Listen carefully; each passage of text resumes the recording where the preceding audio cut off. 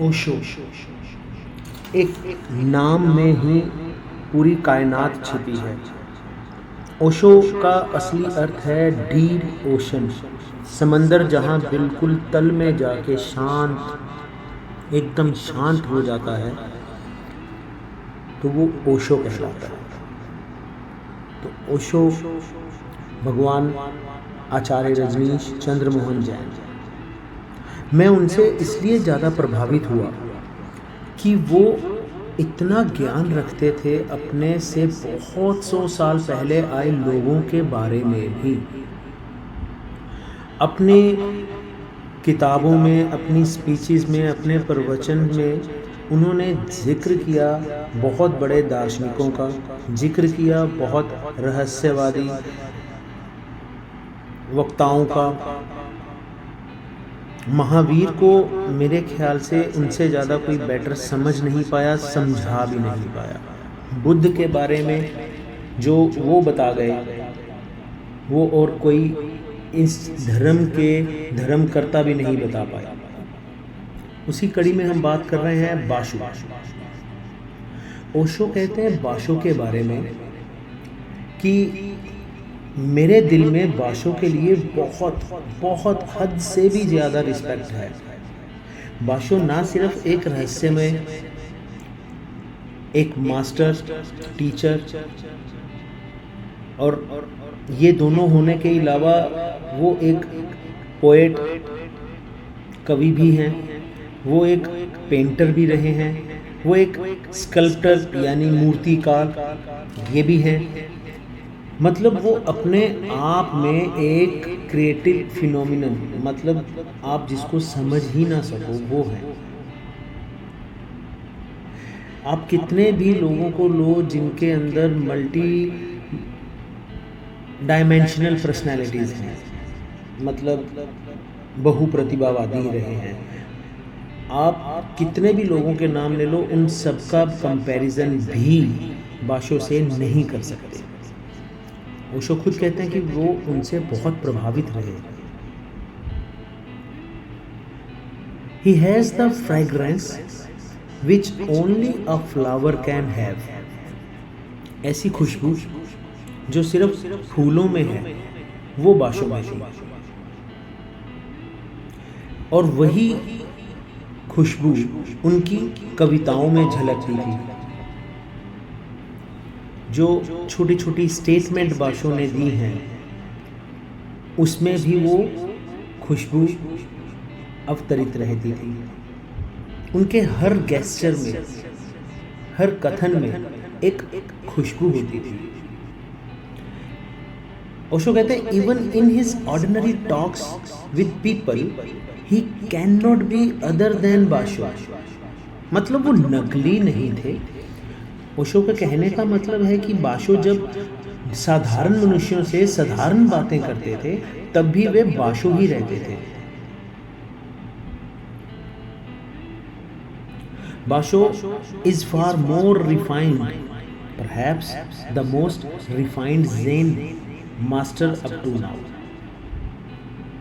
बाशो अगर उसको और रिफाइन किया जाता और अच्छे तरीके से समझा जाता तो मास्टर ज़ेन की तरह होते। अब कहीं ना कहीं ओशो ज़ेन से भी बहुत ज़्यादा प्रभावित रहे हैं, और बाशो के लिए तो उन्होंने बोला ही है। His refinement is in his cultured, meditative spaciousness. Out of that spaciousness, many flowers have showered on the world. Osho कहते हैं कि बाशो जो है वो बहुत सभ्य स्वभाव के और मेडिटेशन से भरे हुए, साधना से भरे हुए इंसान थे। वो जैसे फूल खिलते हैं और खुशबू बिखेरते हैं, वैसे ही बहुत सारे फूलों का एक गुलदस्ता ले लो और उसकी जो खुशबू है वो बाशो।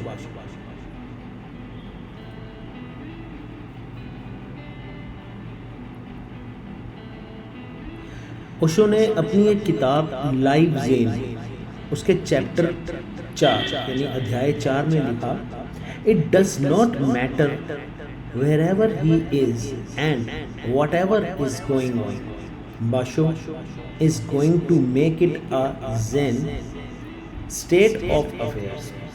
That uniqueness will not be found again.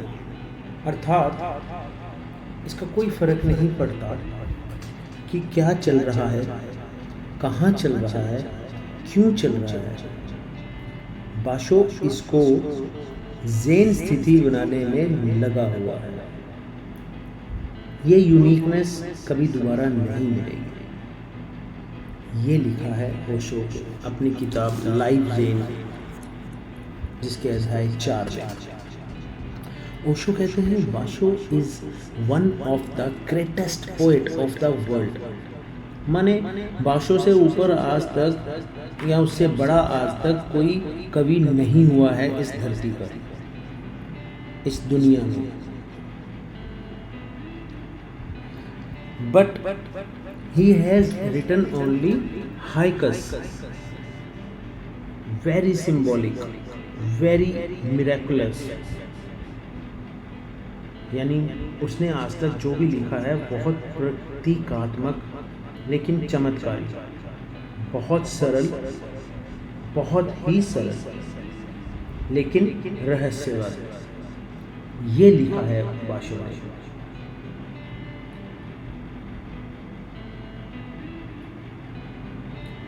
They are all to be understood through visualization। मतलब आप अपने दिमाग में उसको विजुलाइज करें, उसे आंखें बंद करके देखने का प्रयत्न करें, तभी आप उसे समझ पाएंगे। क्योंकि ज़ेन शब्दों में विश्वास नहीं करते, देखने में, दिखाने में करते हैं। Visualise and perhaps you may have some understanding. जब आप कुछ विजुलाइज करेंगे तो आप बाशो को समझ पाएंगे।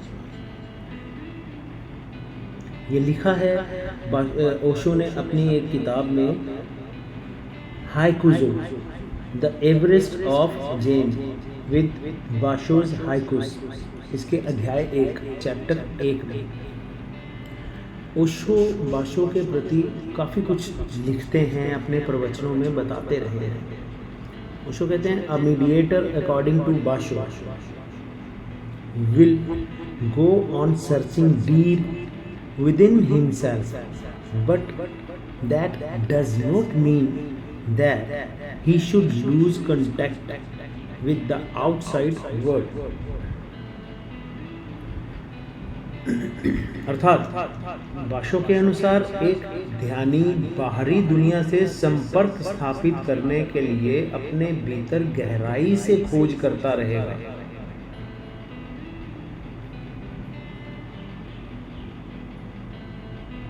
कभी कभार उसे अपनी आंखें खोलनी चाहिए। Once in a while he should open his eyes। अर्थात अगर आप ध्यान में इतना डूब गए हो, बाशो कहते हैं, तो इतने भी अंदर तक नहीं डूबना चाहिए कि आपका संपर्क बाहरी दुनिया से टूट ही जाए। कभी कभी आपको अपनी आंखें खोलनी भी चाहिए।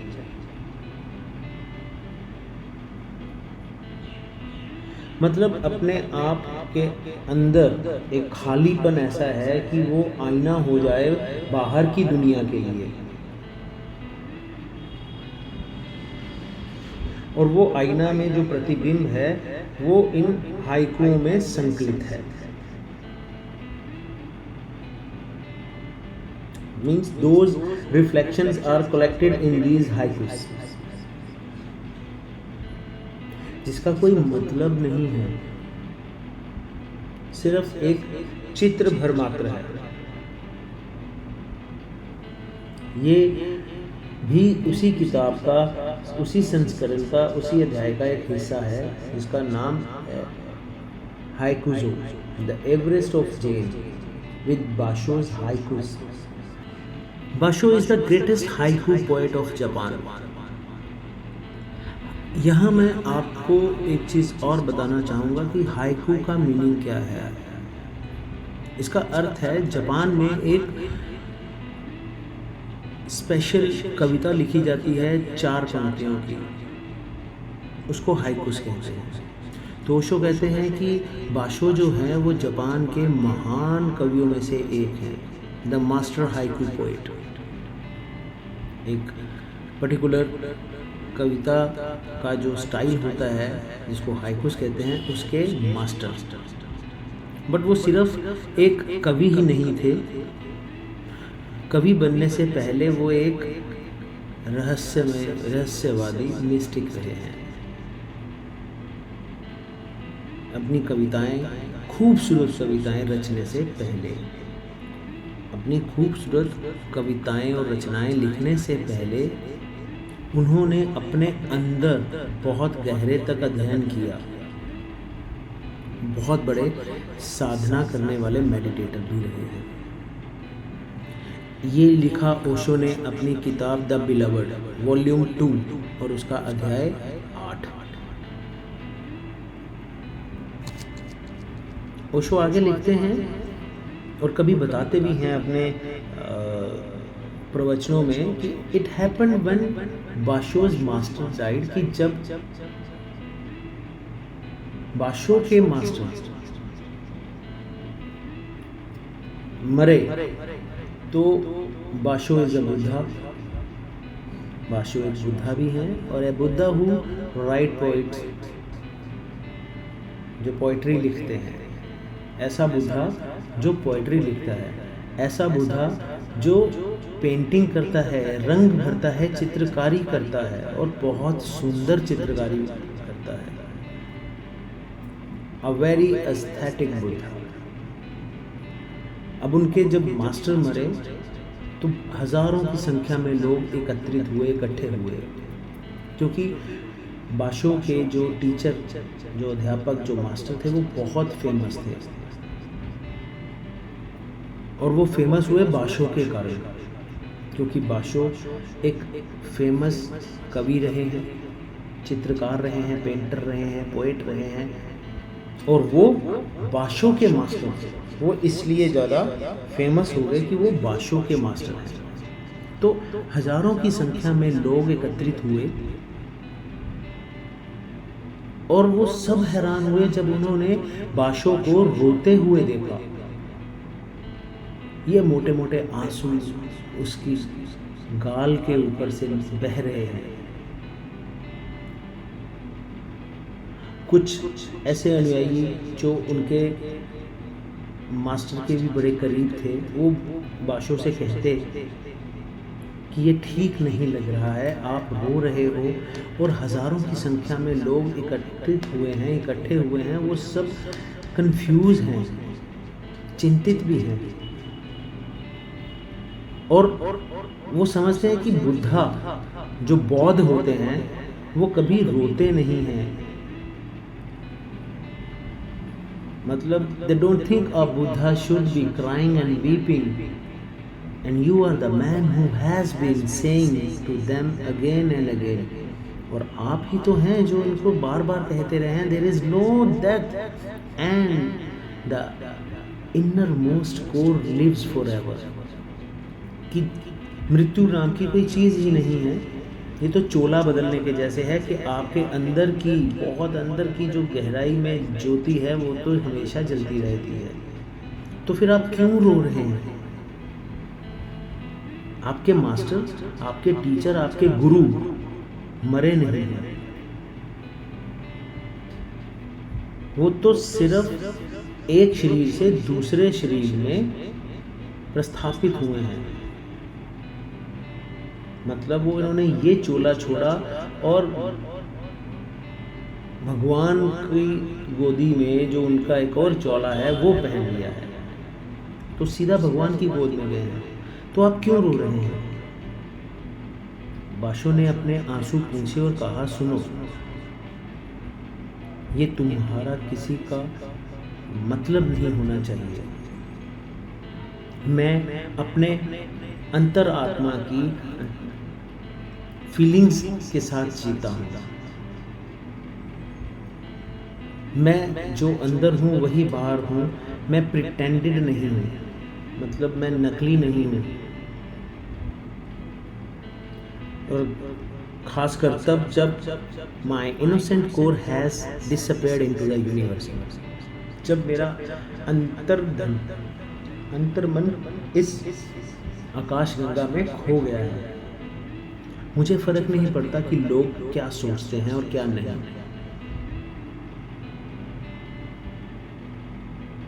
And if they don't think that I am enlightened, it's okay. मुझे फ़र्क नहीं पड़ता अगर उनको ये अच्छा नहीं लगता है, पर मैं बनावटी नहीं हूँ। I can not pretend, I can not do something which is not really there. मैं वो चीज़ नहीं कर सकता हूँ जो वहाँ नहीं है। Yes, I have said that the soul of immortal and my master has not died. और ये बिल्कुल सत्य है कि मैंने कहा है कि आत्मा जो है वो अमर है, मर नहीं सकती। और मेरे गुरु भी अमर हैं, वो नहीं मरे हैं, वो सिर्फ डिसअपेयर हुए हैं इनटू द यूनिवर्सल। वो इस आकाश गंगा में चले गए हैं। इसीलिए तो मैं रो रहा हूँ, इसलिए नहीं रो रहा कि वो मर गए हैं, बट इसलिए रो रहा हूँ, मेरे आंसू इसलिए निकल रहे हैं कि मैं दोबारा उनको इस शरीर के साथ नहीं देख पाऊँगा। अब वो ही बिकम फॉर्मलेस, मतलब वो सिर्फ एक ज्योति की तरह ही दिखेंगे। And his body was beautiful, खूबसूरत और महान गुरु थे वो मेरे। अब मैं उनकी इन गहरी आंखों में कभी भी झांक नहीं पाऊंगा। मैं उनका हाथ अपने हाथ में लेके उस स्पर्श को महसूस नहीं कर पाऊंगा। मैं उनके पाँव नहीं छू पाऊंगा। मैं ये चीज़ें खो चुका हूँ। मैं इसलिए रो रहा हूँ। मैं इसलिए नहीं रो रहा हूँ कि वो मर गए, मैं उनके शरीर के लिए रो रहा हूँ।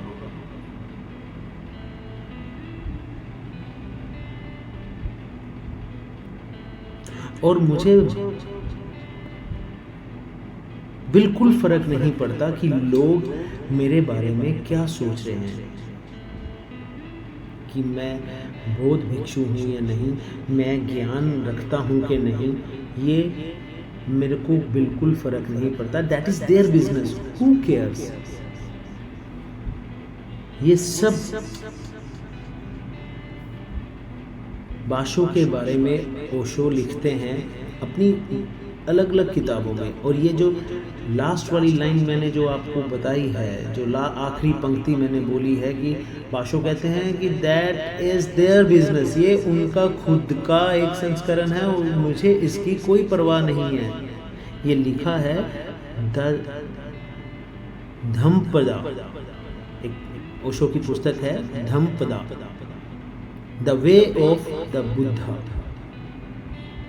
इसका छठा संस्करण, वॉल्यूम 6 और अध्याय 8। बहुत पढ़ने लायक पुस्तक है दोस्तों, मित्रों, आप ज़रूर पढ़ना, क्योंकि ओशो खुद कहते हैं कि एक खास रिस्पेक्ट मेरे दिल में है बाशो के लिए, क्योंकि वो एक रहस्यविद नहीं थे, सिर्फ वो एक गुरु थे। और अकेले गुरु भी नहीं थे, वो एक कवि थे, वो एक पेंटर थे, चित्रकार, वो एक मूर्तिकार भी रहे। मतलब वो अपने आप में एक फिनोमिनन रहे हैं जिसको आप समझ नहीं सकते कि क्या क्या है उनके अंदर, क्योंकि वो मल्टी डायमेंशनल पर्सनैलिटी थे। तो आप अपना साथ बनाए रखिएगा मेरे साथ, ताकि मैं आपको आगे और बताता रहूं ओशो किन किन के बारे में क्या क्या कह के गए हैं। हमें सहेजने की ज़रूरत है मात्र। Don't forget to subscribe, like and share my channel. मिलते हैं अगले पॉडकास्ट में। जय हो।